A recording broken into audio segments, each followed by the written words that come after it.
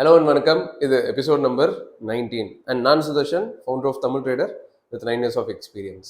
Last கிளாஸில் நம்ம ரொம்ப முக்கியமான டாபிக் வேல்யூவேஷன்னா என்ன அண்ட் அதுக்கு தேவைப்படுற விஷயங்கள் என்னன்னு பார்த்துருந்தோம். சிஎம்பி, பிவிஎஃப்இ இந்த மாதிரி. ஸோ அதோட கண்டினியூஷனாக நம்ம வந்து இந்த கிளாஸில் எப்படி அதை யூஸ் பண்ணுறோன்றதை பார்க்க போகிறோம். ஸோ சப்போஸ் நீங்கள் பார்க்கலன்னா கீழே கமெண்ட்டில் பின் பண்ணி வச்சிருக்கேன் லாஸ்ட் வீடியோ, அதை ப்ரெஸ் பண்ணி லாஸ்ட் வீடியோ பார்த்துட்டு இந்த வீடியோ பாருங்க, அப்போ இன்னும் தெளிவாக புரியும்ட்டு வந்து நான் ரெக்கமெண்ட் பண்ணேன். Okay, so going to the topic. Under valuation அப்படின்னா என்னன்னு பார்த்தோம். அதாவது அதோட மீனிங் இப்போ எல்லாருக்கும் லாஸ்ட் வீடியோ பார்த்தீங்கன்னா புரிஞ்சிருக்கும். இப்போ எப்படி நம்ம கண்டுபிடிக்க போறோம் அப்படின்ட்டு நான் சொல்றேன். இதுக்கு நான் ஒரு எக்ஸாம்பிள் எடுத்துக்கிறேன். SCI இது வந்து என்னோட ஃபேவரட் எக்ஸாம்பிள். எந்த அளவுக்கு ஃபேவரட்னா ஒரு 3-4 இயர்ஸா வந்து இந்த ஒரு ஸ்டாக்கோட எக்ஸாம்பிளே நான் வந்து நம்ம ஸ்டூடெண்ட்ஸ்க்கு சொல்லி கொடுத்துட்டு இருக்கேன். அந்த அளவுக்கு ரொம்ப சூப்பரான ஒரு எக்ஸாம்பிள் இது. அண்ட் இன்னொரு முக்கியமான விஷயம், சின்ஸ் நான் ஒரு ஸ்டாக் பத்தி பேசுறேன்றதுனால நான் இந்த விஷயத்தை ஆட் பண்ண விரும்புறேன். என்னன்னா, நம்ம இங்க எக்ஸாம்பிள் எடுக்கிற ஸ்டாக்ஸ் எல்லாமே பியூர் எக்ஸாம்பிள் எஜுகேஷனல் பர்பஸ்க்காக மட்டும்தான். இதுல பைஸ் அண்ட் ரெக்கமெண்டேஷன்ஸ் கிடையாது. இங்க நான் யூஸ் பண்ண போற பிரைஸுமே வந்து பாத்தீங்கன்னா ஓல்டு பிரைஸ், அதாவது கரண்ட் மார்க்கெட் பிரைஸ் பேஸ் பண்ணி நான் எடுக்க போறது கிடையாது. நான் இங்க சிஎம்பி போட்டாலும் ஒரு 1 year முன்னாடி கதையை தான் நான் வந்து பேச போறேன். ஏன்னா ரூல்ஸ் அப்படிதான் சொல்லுது, அதுதான் நம்ம பேசி ஆகணும் அப்படின்ட்டு. ஸோ இங்க எந்த ஸ்டாக் உங்களுக்கு நேம் வருது அப்படின்னாலும் இது ஒரு பியூரா எக்ஸாம்பிளுக்காக எடுத்திருக்கோம். இது வந்து பைஸ் அண்ட் ரெக்கமெண்டேஷன் கிடையாதுன்றத மனசுல நம்ம ஞாபகம் வச்சுக்கணும். Okay, so I am liable to tell this, அதனால நான் உங்களுக்கு சொல்லிட்டு ஸ்டார்ட் பண்றேன். ஓகே, ஸோ SCI என்னன்னா ஷிப்பிங் கார்பரேஷன் ஆஃப் இந்தியா. இப்போ இந்த ஸ்டாக் வந்து பாத்தீங்கன்னா நான் சொன்ன மாதிரி 2025 அதை பேஸ் பண்ணி அந்த ரேஞ்சில் எடுத்துக்கலாம். அதோட கரண்ட் மார்க்கெட் பிரைஸ் என்ன இருந்துச்சுன்னு பாத்தீங்கன்னா ஒரு 120 இருந்துச்சு. அவங்களோட புக் வேல்யூ வந்து பாத்தீங்கன்னா 170 இருந்துச்சு. அப்போ அவங்களோட ஃபேர் வேல்யூ என்ன? 10 into BV தான் FV. ஸோ 10 into BV, அதாவது 10 into 170, ஸோ 1700 அதான் FV. ஸோ இந்த ஸ்டாக் வந்து அண்டர் வேல்யூடு ஸ்டாக்ன்ட்டு நான் எப்படி இதை டேர்ம் பண்றேன் அப்படின்னு பாத்தீங்கன்னா, தன்னோட கரண்ட் மார்க்கெட் பிரைஸ் இருக்குல்ல, அது அதோட டிசர்வ்டு பிரைஸான புக் வேல்யூவை தாண்டிருச்சா? Current market price 120, book value 170. 120 170 தாண்டிருச்சான்னு கேட்கிறேன். தாண்டல. 120 தான் வந்து சின்னது. ஸோ எப்போ அந்த ஸ்டாக்கோட கரண்ட் வேல்யூ தன்னோட புக் வேல்யூவை கூட தாண்டலையோ, அப்போ அது அண்டர் வேல்யூடா இருக்குன்னு அர்த்தம். அவ்வளவுதான். இதை நான் ஃபோன் எக்ஸாம்பிள் சொல்லும்போது இன்னும் உங்களுக்கு ஈஸியாக புரிஞ்சிருக்கும். நீங்க 50 ரூபாய் மனசுல நினைச்சிட்டு இருக்கீங்க, 50,000 ரூபாய் நினைச்சிட்டு இருக்கீங்க. ஆனா நான் இந்த ஃபோனை 10,000 ரூபாய்க்கே கொடுக்குறேன். 10,000 ரூபாய்ன்றதா கரண்ட் மார்க்கெட் பிரைஸ். ஆனா 50,000 ரூபாய் நீங்க நினைச்ச புக் வேல்யூ நீங்க நினைச்சதை விட ரொம்ப கம்மியா இருக்கு. ஸோ இதுதான் நினைக்கிற வேல்யூ, ஆனா இதுதான் கரண்ட் வேல்யூ. ஸோ அதாவது நம்ம வந்து 170 ஒர்த்து தான் இந்த ஸ்டாக், ஆனா அது 120 கிடைக்குது. இதுதான் லாஜிக். ஸோ இப்படி இருந்தா இது வந்து அண்டர் வேல்யூடு ஸ்டாக் அப்படின்ட்டு வந்து நம்ம சொல்றோம்.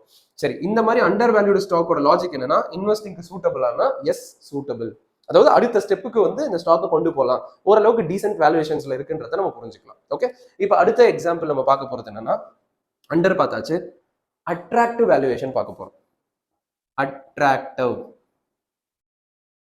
அட்ராக்டிவ் வேல்யூவேஷனுக்கு நான் காட்ட போற ஒரு எக்ஸாம்பிள் வந்து பாத்தீங்கன்னா ரிலையன்ஸ்.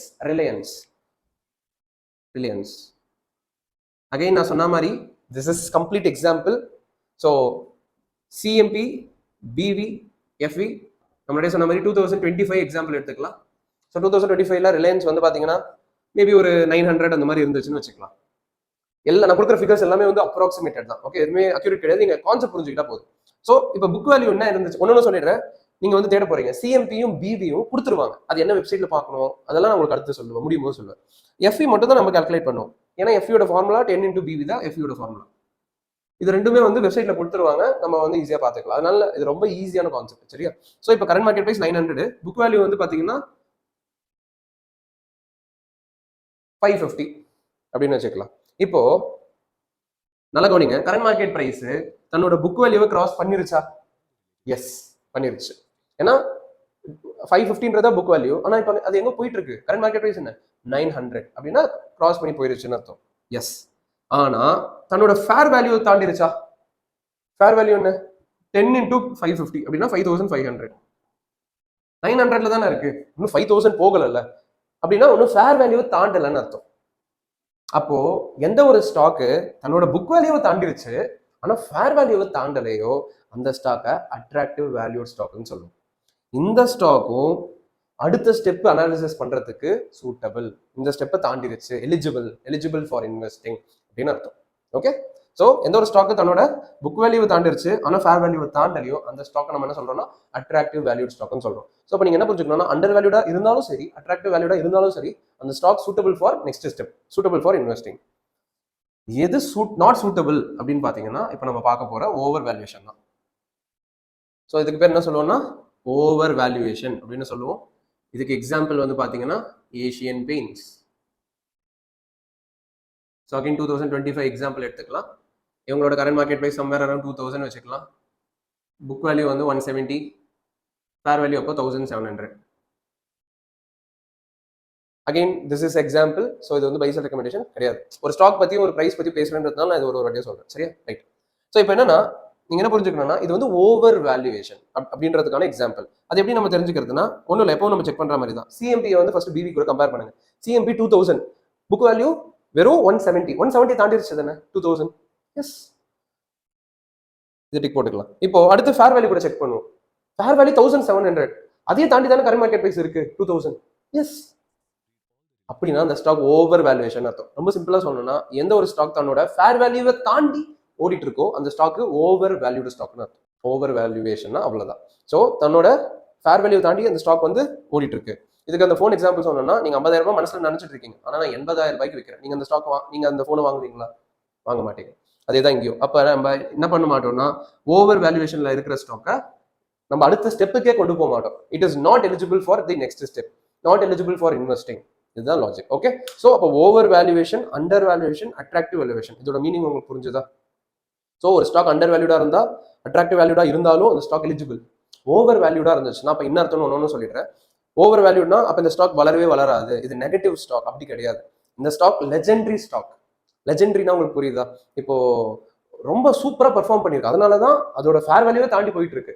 நம்ம லேட்டா வந்துட்டோம்னு சொல்லலாம், நம்ம லேட்டா பிறந்துட்டோம்னு சொல்லலாம். ஸோ நம்ம வந்து லேட்டா வந்ததுனால இந்த ஸ்டாக் வந்து இனிமேல் மொக்க ஸ்டாக் அப்படி கிடையாது. இது சூப்பர் தான். இது ஏன்னா அந்த அளவுக்கு பெர்ஃபார்ம் பண்ணிருக்கு, ஆனா வி கேம் லேட். அதனால நம்ம இப்போ இதை சேஸ் பண்றதுக்கு பதிலாக நம்மளுக்கு இருக்கிற வேல்யூவேஷன்ஸ் பேஸ் பண்ணி நம்ம போகணும். இதுதான் நான் சொல்ல வர லாஜிக். ஓகே, ஸோ இப்போ உங்களுக்கு வேல்யூவேஷன் என்னன்னு புரிஞ்சிருக்கும், எந்த வேல்யூவேஷன் எடுக்கக்கூடாதுன்னு புரிஞ்சிருக்கும், எந்த வேல்யூவேஷன்ஸ் அடுத்த ஸ்டெப்புக்கு சூட்டபிள்னு புரிஞ்சிருக்கும். ஸோ அப்போ இந்த ஃபர்ஸ்ட் ஸ்டெப் இதான் ஃபண்டமெண்டல் அனாலிசிஸோட ஃபர்ஸ்ட் ஸ்டெப் வேல்யூவேஷன். இது உங்களுக்கு கிளியரா புரிஞ்சிருக்கும். உங்களுக்கு கிளியரா புரிஞ்சிருந்துச்சுன்னா மறக்காம கமெண்ட் பண்ணுங்க. இந்த பாயிண்ட்ஸை கமெண்ட் பண்ணீங்கன்னா லைக் எல்லாமே சேர்த்து எந்த பாயிண்ட்ஸ் இருக்கோ நான் அதையும் பின் பண்ணி வைக்கிறேன். படிக்கிறவங்க பார்க்குறவங்களுக்கு ரொம்ப யூஸ்ஃபுல்லா இருக்கும். அடுத்த பாயிண்ட், செகண்ட் பாயிண்ட் என்ன அப்படின்னு பார்த்தீங்கன்னா குவார்டர்லி ரிசல்ட்ஸ். இதை எப்படி நான் யூஸ் பண்றேன் என்னோட ஃபண்டமெண்டல் அனாலிசிஸ்ன்றதை வந்து நெக்ஸ்ட் வீடியோவில் சொல்றேன். அண்ட் மறக்காம டெலிகிராம் ஃப்ரீ குரூப் லிங்க்கும் டிஸ்கிரிப்ஷன்ல இருக்கு, ப்ரெஸ் பண்ணி நம்ம ஃபேமிலியில் ஜாயின் பண்ணிக்கோங்க. நெக்ஸ்ட் வீடியோவில் சந்திப்போம். நன்றி.